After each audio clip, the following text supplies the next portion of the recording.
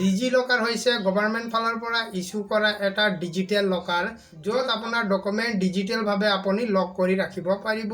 Government ফালৰ পৰা জনাই দিছে যে আপুনি DigiLockerত যিবিলাক ডকুমেণ্ট ইস্যু কৰিব সেই ডকুমেণ্টসমূহ অৰিজিনেল ডকুমেণ্টৰ দৰে ভেলিড মানি লোৱা হ'ব। ধৰি লওক গাড়ী বা বাইকক আপুনি ক'ৰবালৈ গৈ আছে আৰু তেনেতে আপোনাক ট্ৰেফিক পুলিচে ৰখালে।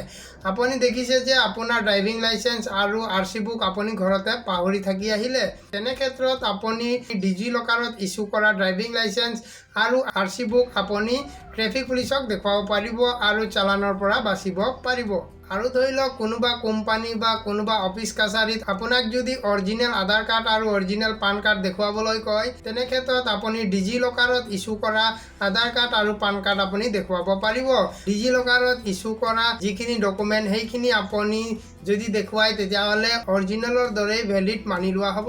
চ' বন্ধুসকল, আজিৰ এই ভিডিঅ'ত মই আপোনালোকক DigiLocker কেনেকৈ ব্যৱহাৰ কৰিব পাৰিব তাৰ কমপ্লিট প্ৰচেছ আজিৰ এই ভিডিঅ'ত মই আপোনালোকক দেখুৱাম। নমস্কাৰ বন্ধুসকল, মই বিজয় হেমৰাম টেকন'লজি আছামিজ জ্ঞান চেনেলত আপোনালোকক আদৰণি জনাইছোঁ। DigiLockerৰ সম্পূৰ্ণ প্ৰচেছ চাবৰ কাৰণে এই ভিডিঅ'টো আপুনি প্ৰথম পৰা শেষলৈকে স্কিপ নকৰাকৈ চাই থাকক। তেতিয়াহ'লে ব'লক বন্ধুসকল, সময় নষ্ট নকৰি ভিডিঅ'টো আৰম্ভ কৰোঁ। সবতকৈ প্ৰথমতে আপুনি আপোনাৰ মোবাইলত থকা প্লে ষ্ট'ৰৰ পৰা DigiLocker যি এপ্লিকেশ্যন সেই এপ্লিকেশ্যনটো ডাউনলোড কৰি ল'ব লাগিব।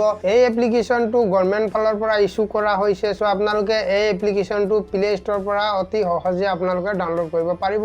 আপোনালোকে দেখিছে ইয়াত গভৰ্ণমেণ্ট অফ ইণ্ডিয়া লিখা আছে। দেখিছে আপোনালোকে আমাৰ DigiLocker যি এপ্লিকেশ্যন সেইটো ডাউনলোড হৈ গৈছে। এতিয়া আমি অপেন কৰিম। অপেন কৰাৰ পিছত এনেকুৱা এটা ইণ্টাৰফেচ অপেন হ'ব। আপোনালোকে ইয়াত দেখিছে গেট ষ্টাৰ্টেডৰ অপশ্যন আছে। ইয়াত চিম্পলি আপোনালোকে ক্লিক কৰি দিব। যদি আপোনাৰ আগৰে পৰা DigiLockerত একাউণ্ট আছে তেতিয়াহ'লে সাইন ইনত ক্লিক কৰি আপোনালোকে লগইন হৈ ল'ব। আৰু যদি আপোনাৰ একাউণ্ট নাই তেতিয়াহ'লে তলত দেখিছে ইয়াত লিখা আছে নিউ টু DigiLocker। তাৰপিছত ইয়াত দিয়া আছে আপোনালোকে দেখিছে ক্ৰিয়েট একাউণ্ট। আপোনালোকে চিম্পলি ক্ৰিয়েট একাউণ্টত ক্লিক কৰিব। ক্ৰিয়েট একাউণ্টত ক্লিক কৰাৰ পিছত এনেকুৱা এটা পেজ অপেন হ'ব।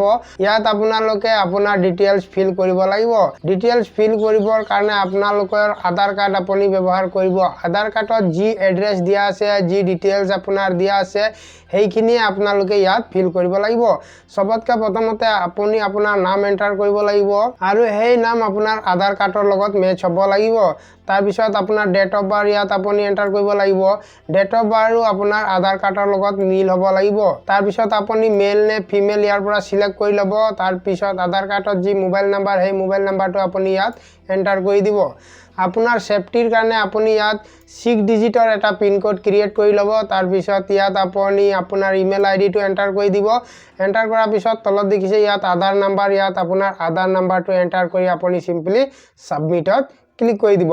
আহক আমি এই ডিটেইলছটো ফটাফট ফিল আপ কৰি আপোনালোকক দেখুৱাই দি আছোঁ।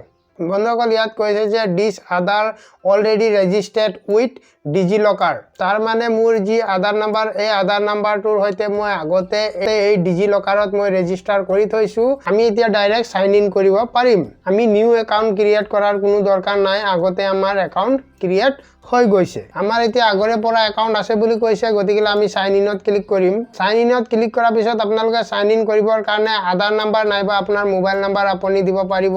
তাৰপিছত আপোনালোকে 6 ডিজিটৰ যি সিকিউৰিটি পিনক'ড ক্ৰিয়েট কৰিছিলে সেইটো আপোনালোকে ইয়াত এণ্টাৰ কৰি ল'ব। এণ্টাৰ কৰাৰ পিছত আপোনালোকে সাইন ইনত ক্লিক কৰি দিব। যদি আপুনি পিনক'ড পাহৰি যায় তেতিয়াহ'লে আপুনি ইয়াত ফৰগেট সিকিউৰিটি পিনৰ অপশ্যন আছে। ইয়াত ক্লিক কৰি আপুনি আকৌ পিনক'ড ক্ৰিয়েট কৰি ল'ব পাৰিব। চ' মই মোৰ পিনক'ড পাহৰি গৈছোঁ, গতিকে মই ইয়াত ফৰগেট সিকিউৰিটি পিনত ক্লিক কৰিম। যেনেকৈ আপুনি ফৰগেট সিকিউৰিটি পিনত ক্লিক কৰিব তাৰপিছত আপোনাক সবতকৈ প্ৰথমতে আধাৰ কাৰ্ড নাইবা আপোনাৰ মোবাইল নাম্বাৰ এণ্টাৰ কৰিব। তাৰপিছত আপুনি ইয়াত date of birth fill up কৰি নেক্সটত ক্লিক কৰি দিব।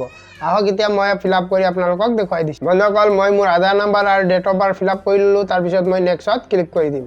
যেনেকৈ আপুনি নেক্সটত ক্লিক কৰিব তাৰপিছত আপোনাৰ মোবাইল নাম্বাৰত এটা OTP যাব। সেই OTPটো আপোনালোকে ইয়াত এণ্টাৰ কৰিব লাগিব।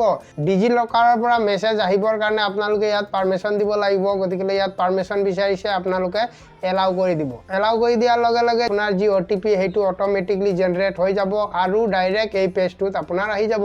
আপুনি ইয়াত দেখিছে সেট সিকিউৰিটি পিনৰ ইয়াত অপশ্যন আহি গৈছে। আপুনি ইয়াত আপোনাৰ মনত থকাকৈ 6 ডিজিটৰ এটা পিনক'ড ক্ৰিয়েট কৰি ল'ব। পিন কোড এন্টাৰ কৰাৰ পিছত আপুনি সাবমিটত ক্লিক কৰি দিব আপুনি দেখিছে you have a successful set your security pin তাৰ পিছত ঠিক আপোনাৰ ডিজিলকাৰ একাউণ্ট ওপেন হৈ যাব বন্ধুসকল এইটোৱে হৈছে ডিজিলকাৰ একাউণ্ট আপোনালোকে দেখিছে ইয়াত লিখা আছে সেন্ট্ৰেল গভৰ্ণমেণ্ট এই এপ্লিকেশনটো গভৰ্ণমেণ্ট ফালৰ পৰা ইস্যু কৰা হৈছে ইয়াত আপোনাৰ সকলো ডকুমেণ্ট সেফটি আৰু সিকিউৰ থাকিব ইয়াত আপুনি আপোনাৰ সকলো ডকুমেণ্ট ইস্যু কৰিব পাৰিব আৰু যদি আপোনাৰ ওচৰত ডকুমেণ্ট আছে তেতিয়াহলে আপুনি স্ক্যান কৰিও ইয়াত আপলোড কৰি সেভ কৰিব পাৰিব আপুনি যিমানবোৰ ডকুমেণ্ট ইস্যু কৰিব আপুনি ইস্যু ডকুমেণ্টত ক্লিক কৰি আপুনি চাব পাৰিব আপুনি যেতিয়া ডকুমেণ্ট ইস্যু কৰিব বিচাৰে তেতিয়াহলে আপুনি ইয়াত ব্ৰাউজাৰ অপচন দেখিছে ইয়াত ক্লিক কৰিব যেনেকৈ আপুনি ক্লিক কৰিব এনেকুৱা পেজ এটা ওপেন হৈ যাব আপুনি ইয়াত সাৰ্চ কৰিব আপুনি কি ডকুমেণ্ট আপলোড কৰিব মই পান কাৰ্ড আপলোড কৰিব বিচাৰো গতিকে পান কাৰ্ড বুলি মই টাইপ কৰি দিছো যেনেকৈ মই পান বুলি টাইপ কৰিছো তাৰ লগে লগে আপোনালোকে দেখিছে ইনকাম ট্যাক্স ডিপাৰ্টমেণ্ট আহি গৈছে আপুনি ইয়াত ক্লিক কৰিব তাৰ পিছত আপুনি দেখিছে ইয়াত পান ভেৰিফাই আছে আপুনি ইয়াত ক্লিক কৰিব তাত ক্লিক কৰাৰ পিছত আপুনি সবতকৈ প্ৰথমতে দেখিছে আধাৰ কাৰ্ডত যি মোৰ নাম আছে সেই নাম ইয়াত শো হৈ গৈছে তাৰ পিছত মোৰ ডেট অফ বাৰ্থ ইয়াত শো হৈ গৈছে তাৰ পিছত জেন্ডাৰ শো হৈ গৈছে তাৰ পিছত আপুনি ইয়াত আপোনাৰ পান কাৰ্ডৰ যি নাম্বাৰ সেই নাম্বাৰটো এন্টাৰ কৰিব আৰু পান কাৰ্ডত থকা নাম এন্টাৰ কৰি আপুনি গেট ডকুমেণ্টত আপুনি ক্লিক কৰি দিব আহক এতিয়া আমি ফিল আপ কৰি চাম মই মোৰ পান কাৰ্ডৰ নাম্বাৰ আৰু মোৰ পান কাৰ্ডত থকা নাম ইয়াত এন্টাৰ কৰি দিছো এতিয়া আমি গেট ডকুমেণ্টত ক্লিক কৰি চাম আপোনালোকে দেখিছে ডিজিলকাৰ একাউণ্টত মোৰ আধাৰ কাৰ্ড আগৰে পৰা লিংক হৈ আছে আৰু আমি এতিয়া পান কাৰ্ড ইয়াত লিংক কৰিছো আপোনালোকে দেখিছে ডিজিলকাৰ একাউণ্টত আধাৰ কাৰ্ড মোৰ আগৰে পৰা ইস্যু হৈ আছে কিয়নো আমি আধাৰ কাৰ্ড দি ইয়াত এই একাউণ্টটো ক্ৰিয়েট কৰিছো গতিকে আধাৰ কাৰ্ডটো অটোমেটিকলি ইয়াত ইস্যু হৈ গৈছে তাৰ পিছত আমি এতিয়া পান কাৰ্ড ইস্যু কৰিছো তাৰ পিছত আপোনালোকে ৰাইট সাইডে এই 3 ডট দেখিছে কে ভিউত ক্লিক কৰি আপোনালোকে ডকুমেণ্টটো চাব পাৰিব শেয়াৰত ক্লিক কৰি আপোনালোকে ডকুমেণ্টখিনি শেয়াৰ কৰিব পাৰিব ভিউ পিডিএফ কৰিব পাৰিব আৰু ৰিফ্ৰেছ কৰিব পাৰিব আৰু ডিটেইল চেক কৰিব পাৰিব ভিউত ক্লিক কৰি আপোনালোকে ডকুমেণ্টটো আপোনাৰ চাব পাৰিব দেখিছে আপোনালোকে মোৰ ইয়াৰ ডকুমেণ্ট শো হৈ গৈছে সব বন্ধুসকল এনেকৈ আপোনালোকে ডিজিলকাৰত আপোনাৰ ডকুমেণ্ট আপুনি চাব পাৰিব তাৰ পিছত আপোনালোকে যদি পান কাৰ্ডটো আপুনি চাব বিচাৰে তেতিয়াহলে আপুনি 3 ডটত ক্লিক কৰিব তাৰ পিছত ইয়াত আপুনি ভিউত ক্লিক কৰিব যদি আপোনাৰ কিবা ডকুমেণ্ট আপুনি ভিউত ক্লিক কৰাৰ পিছত যদি শো নহয় তেতিয়াহলে ইয়াত ৰিফ্ৰেছৰ যি অপচন দেখিছে ইয়াত ক্লিক কৰিব তাৰ পিছত ওকেত ক্লিক কৰিব আপোনাৰ আধাৰ কাৰ্ডত ৰেজিষ্টাৰ মোবাইল নাম্বাৰত আপোনাৰ এটা ওটিপি যাব সেই ওটিপিটো আপুনি ইয়াত এন্টাৰ কৰি কন্টিনিউত ক্লিক কৰি দিব যেতিয়া আপুনি কন্টিনিউত ক্লিক কৰি দিব তেতিয়া আপোনাৰ ডকুমেণ্টটো শো হ'ব আৰু যদি আপুনি বেলেগ ডকুমেণ্ট কিবা ইস্যু কৰিব বিচাৰে তেতিয়াহলে ইয়াত দেখিছে ব্ৰাউজাৰ এটা অপচন আছে ইয়াত ক্লিক কৰিব ইয়াত আপুনি সাৰ্চ কৰিব আপোনাক কোনটো ডকুমেণ্ট লাগিব যিটো ডকুমেণ্ট লাগিব আপুনি ইয়াত সাৰ্চ কৰিব আৰু এটো ইস্যু কৰিব পাৰিব আপুনি যদি আধাৰ কাৰ্ড ইস্যু কৰিব বিচাৰে তেতিয়াহলে আপুনি আধাৰ কাৰ্ডত ক্লিক কৰিব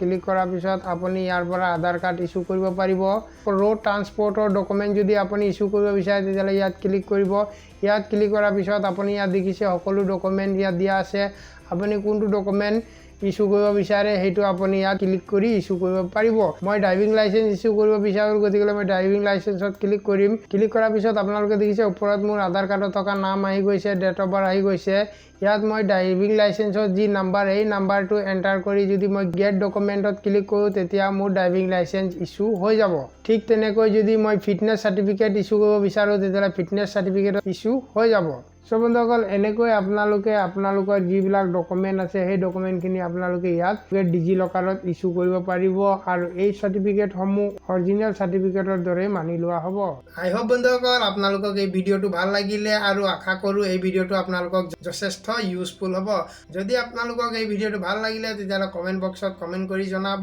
আৰু ভিডিঅ'টো লাইক কৰি দিব কিয়নো বহুত কষ্ট কৰি আপোনালোকৰ কাৰণে এনেকুৱা ইউজফুল ভিডিঅ' আমি আনি থাকো যদি আপুনি লাইক আৰু কমেন্ট কৰে তেতিয়া আমাক আৰু ভিডিঅ' বনাবৰ কাৰণে আগ্ৰহ হয় আৰু লগতে আপুনি যদি মোৰ এই চেনেলটো সাবস্ক্ৰাইব কৰা নাই তেন্তে সাবস্ক্ৰাইব কৰি বেল আইকনটো অল কৰি দিব কিয়নো এনেকুৱা টেকনলজি ভিডিঅ' মই প্ৰায় আপলোড কৰি থাকো যেতিয়া মই এনেকুৱা নতুন ভিডিঅ' আপলোড কৰিম সবতকৈ প্ৰথমতে নটিফিকেশন আপুনি পায় সো বন্ধুসকল আজিৰ ভিডিঅ' ইমানেই আকৌ লগ পাম অন্য এটা নতুন ভিডিঅ'ত ধন্যবাদ জয় আই অসম